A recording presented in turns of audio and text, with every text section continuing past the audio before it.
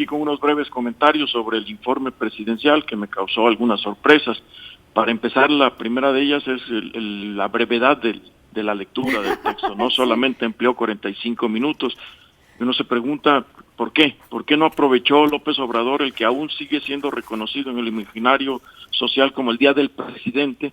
Si a él le gusta ser visto y escuchado, y para él es muy importante. Muchos comentaristas encontraron cansancio en su lenguaje corporal. Entonces uno pregunta, ¿empieza a agotarse el presidente? La referencia que hizo al estrés días después como exquisitez de la pequeña burguesía podría explicar el hecho de que haya dedicado poco tiempo a leer su mensaje. ¿Es posible que el presidente empiece a sentirse agobiado cuando apenas transcurre el primer tercio de su mandato? ¿Por qué está agobiado? ¿Por qué el estrés? ¿O es que acaso no había mucho que informar, más allá de lo que nos ha informado repetidamente en sus conferencias diarias? Otra cosa que también me llamó mucho la atención, y especialmente esto es,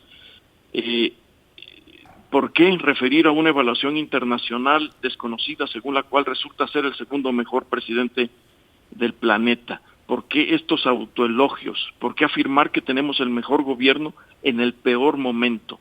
¿Es que acaso el estrés y el agobio lo hacen reclamar reconocimiento? ¿Está abrumado por la crítica a nuestro presidente? ¿No debería estar preparado para ella? ¿No debería saber procesarla y responder con acciones más que con desvaríos verbales? ¿Qué pasa por la mente de un mandatario cuando decide él mismo aplaudirse?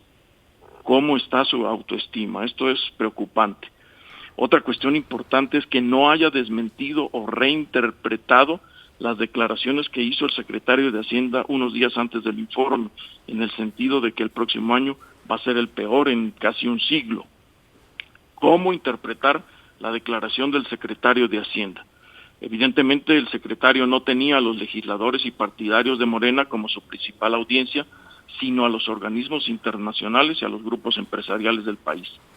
¿Responde esta declaración de Herrera a la necesidad de ofrecer ya un panorama más objetivo que el que a diario presenta el presidente?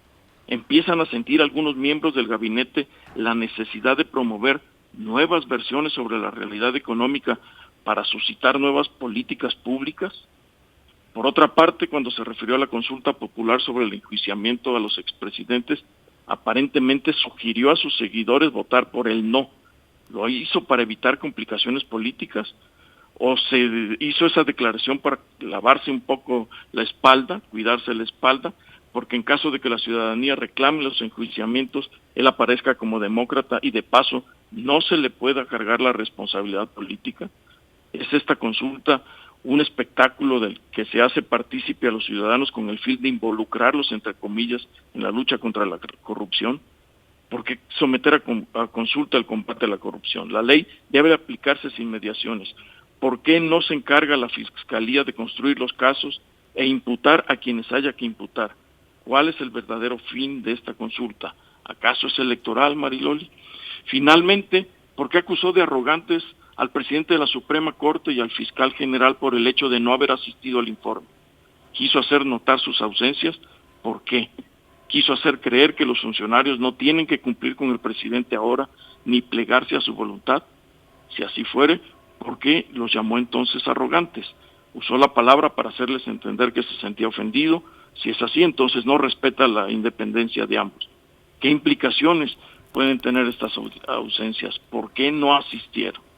En fin, Mariloli, es un informe que para mí no ofreció muchas respuestas, pero en cambio sí me provocó tantas preguntas como preocupaciones.